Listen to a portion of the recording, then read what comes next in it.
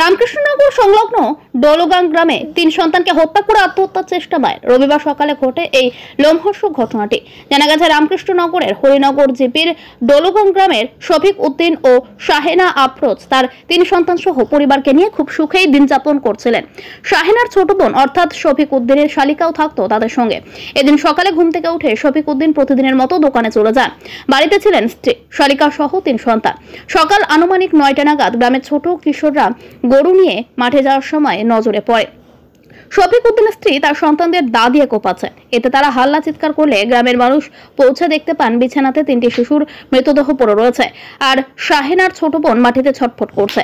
আর শাহেনারা আফরোজা সবাইকে মেরে নিজ একটি ঘরে গিয়ে দরজা বন্ধ করে দিয়েছে। সঙ্গে সঙ্গে এলাকার মানুষ 7 বছর বয়স্ক তার ছোট বোন শারমিন বেগমকে গুরুতর জখম অবস্থায় উদ্ধার করে রামকৃষ্ণনগর প্রাথমিক স্বাস্থ্য কেন্দ্রে পাঠিয়ে দেন। সেই সঙ্গে দরজা ভেঙে ঘরে ঢুকে দেখেন ঘাতক মা শাহেনা আক্তার